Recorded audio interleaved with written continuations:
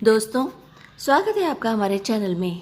जी हाँ, आपका इंतज़ार ख़त्म हुआ और हमारी कहानी की रिकॉर्डिंग हम आपके लिए आए हैं। एक बेहद प्यारी मज़ेदार कहानी, ध्यान से सुनिए और फिर सब्सक्राइब करना बिल्कुल ना भूलें। आज की कहानी है एक ही भूल। पूरे घर में हलचल मची हुई थी। कोई पर्दे बदल रहा था तो कोई नया गुलदस्ता सजा रहा था।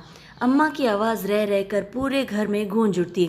किसी भी चीज़ पर धूल नहीं दिखनी चाहिए। बाजार से मिठाई आ गई या नहीं? विद्या को ये हलचल, ये आवाज़ें बहुत भली लग रही थी। फिर भी हृदय में विचित्र सी उत्पल मची हुई थी। उसने द्वार पर खड़े होकर एक दृष्टि घर में हो रही सजावट पर डाली और वह गीता को खोजने लगी। थोड़ी देर पहले तक तो वह उसी के साथ थी। उसकी उंगलियों के नाखून सजाते हुए लगातार बोलती जा रही थी, अब हाथ नहीं सजेंगे तो भला उनके सामने प्लेट बढ़ाती तुम्हारी उंगलियों पर ध्यान कैसे जाएगा जीजा जी का। विद्या के दिमाग में पूरी घटना एक बारी फिर से दौड़ गई।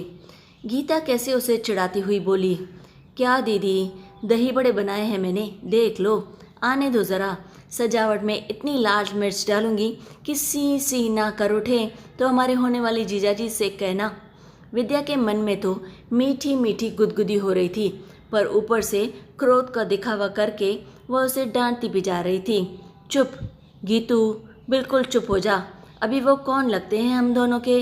हाँ भाई, अभी कौन लगते हैं? अभी तो केवल देखना दिखाना हो रहा है।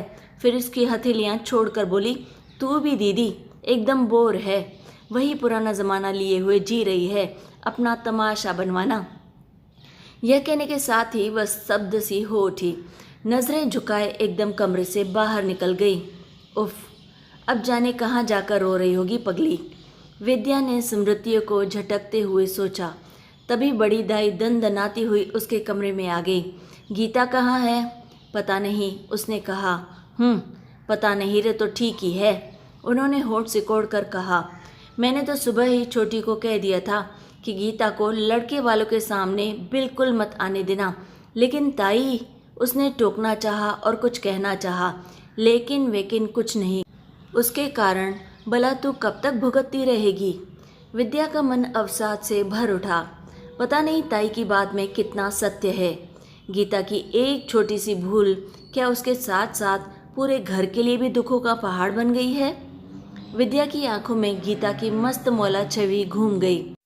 बचपन से ही अलमस्त सी हिरणी की तरह कुलाचे भरती हुई, झूठे आडंबरों के विरुद्ध ऊंची ऊंची आवाज में बहस करती हुई, जीवन के प्रति सदा अलग दृष्टिकोण अपनाकर चलने की धुन ने ही शायद उससे वह भूल हो जाने दी थी, जिसका पछतावा उसके जीवन से सारी उमंगें ही छीन कर ले गया।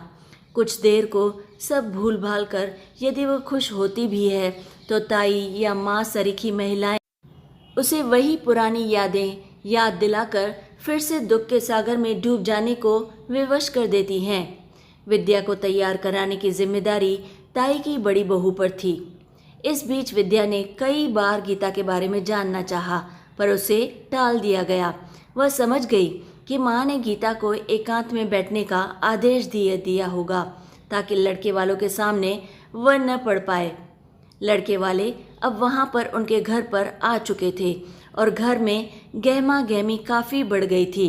सबके चेहरों पर विद्या के पसंद किए जाने की चिंता से अधिक संभव मीता का डर व्याप्त था।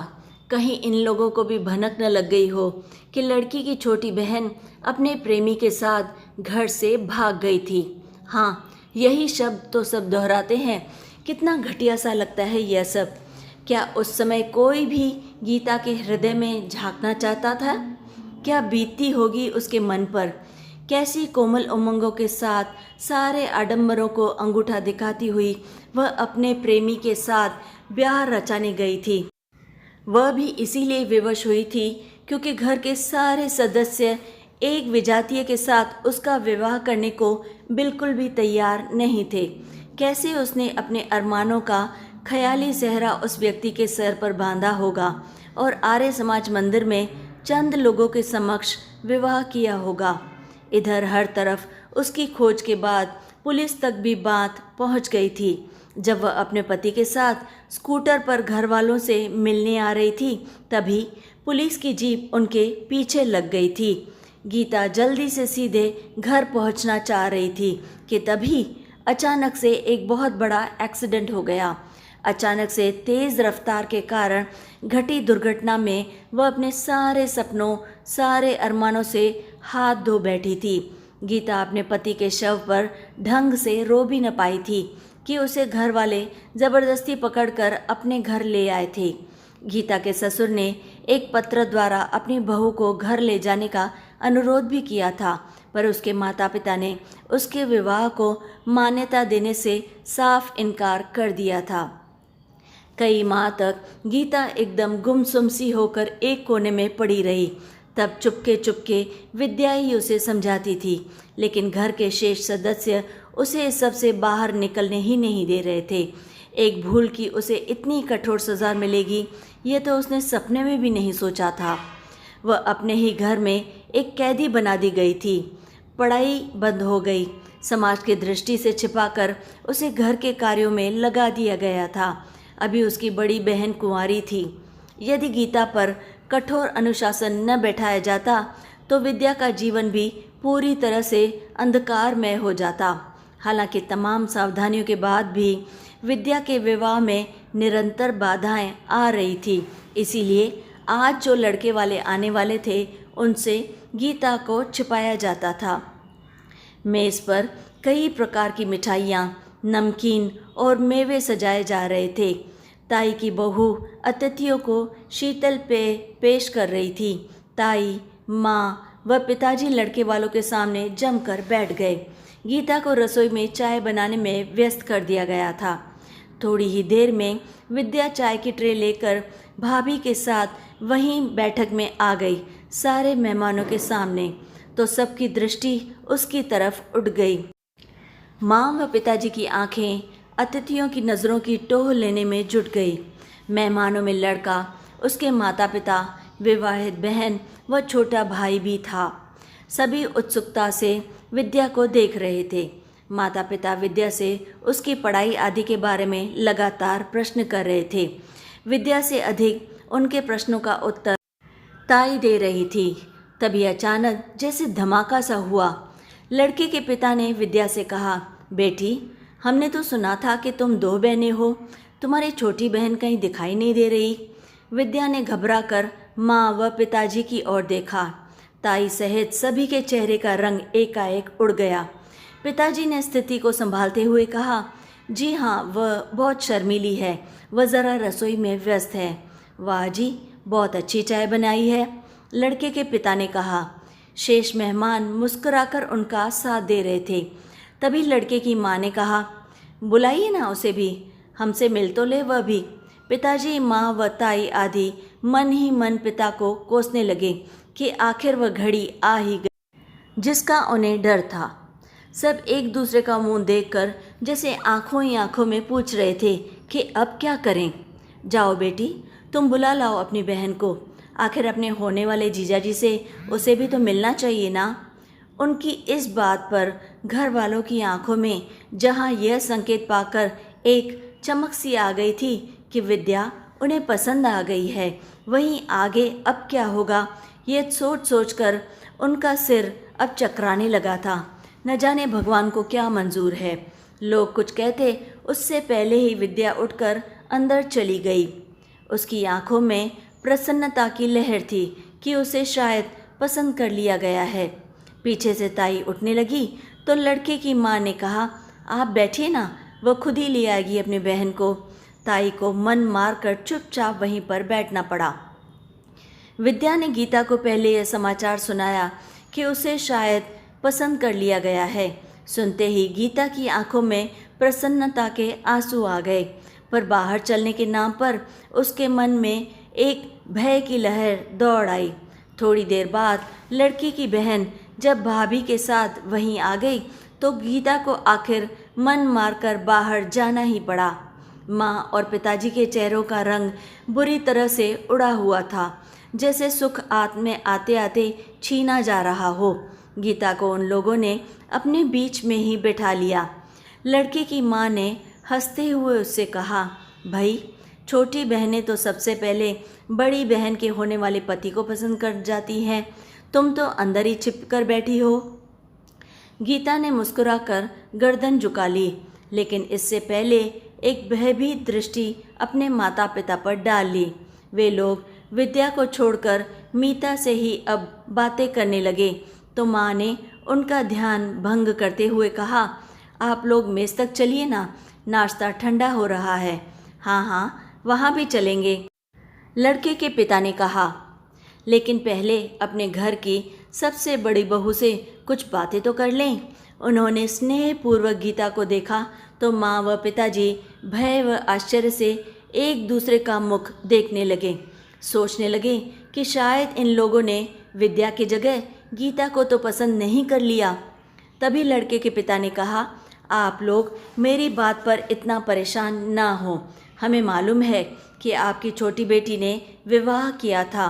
जिस घर की यह बहू है वह हमारे अभिन्न मित्र ही नहीं बल्कि सगे भाई से भी बढ़कर हैं। गीता की आंखों में सोया हुआ दर्द एक बार फिर से जाग उठा। माता पिता की समझ में नहीं आ रहा था कि अब उन्हें क्या करना चाहिए। तभी लड़के की माँ ने उनसे कहा, हम मानते हैं कि गीता ने कुछ जल्दबाजी की थी, पर एक भूल आपसे भी हुई थी। अगर उस सत्य को आप अगर स्वीकार कर लेते तो उस घर का इकलौता दीपक इस तरह बुझने से शायद बच जाता। उन लोगों की आंखों में नमी थी। लड़के के पिता अब बोले, जो हुआ सो हुआ। अब हम अपनी बहू को पूरी मान मर्यादा से लेने आए हैं। क्या मतलब? अचानक विद्या के पिता ने चौंक कर उनसे कहा। गीता के सिर पर हाथ फेरते हुए लड़के के पिता बोले, बेटी, तुम्हारा खोया हुआ सुख तो मैं वापस नहीं दे पाऊंगा, लेकिन हम दुख भी नहीं देंगे तुम्हें कभी। हमारा छोटा बेटा यदि तुम्हें पसंद हो तो हम दोनों बहनों को एक ही दिन विदा करवा कर अपने घर ले जाएंगे। गीता ने धीरे धीरे पलकें उठाकर उधर देखा। एक सलोना युवक मंद मंद मुस्कुरा रहा था उसकी तरफ देखकर, जैसे इतनी घुटन के बीच शीतल हवा का एक झोंका उसकी राह में खुशियां बिखेरने को उत्सुक हो रहा हो। गीता ने माता पिता की ओर देखा और दुख व संकोच से गर्दन झुका ली। नहीं, अब वह कोई भी निर्णय स्वयं नहीं करेगी। मालूम नहीं फिर कौन सी भूल कर बैठे। लेकिन उसके माता पिता कदाचित अपनी सोच से बाहर निकल चुके थे। अनायास ही पिता ने उठकर लड़के के पिता के दोनों हाथ थाम लिए। हमें अपनी भूल का बहुत पछतावा है, माँ ने भी खुशी के आंसू पोंछते हुए कहा। हम अपनी दोनों बेटियों का रिश्ता आज ही करने को तैयार हैं। घर में अचानक ही चारों ओर खुशियाँ बिखेर गई थी। शगुन की रस्म से पहले साड़ियाँ पहनते हुए विद्या ने अचानक मीता के कान में कहा, गीतू, तेरे उसकी प्लेट में कितनी मिर्ची डालूं कि जन्म भर सी सी करता रहे। इस बात पर दोनों बहनें एक साथ खिलखिलाकर जोर जोर से हंस पड़ी।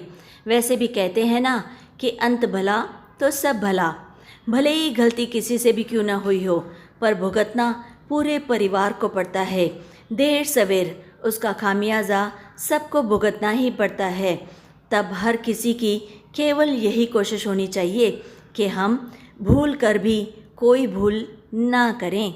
तो दोस्तों, कैसी लगी आपको ये प्यारी सी छोटी सी कहानी? अगर अच्छी लगे तो लाइक और शेयर ज़रूर करें। और हाँ, कमेंट्स में हमें अपनी राय ज़रूर बताएं कि आपको ये कहानी और दूसरी कहानियाँ कैसी लगी। और फिर वायदे के मुताबिक अब आपको इस चैनल को सब्सक्राइब तो करना ही पड़ेगा। जी हाँ, इस तरह हमारी फैमिली और भी बड़ी हो जाएगी और आप काफ़ी सारी अच्छी कहानियाँ सुन पाएंगे। और फिर रोज़ की तरह लाइक, share and subscribe.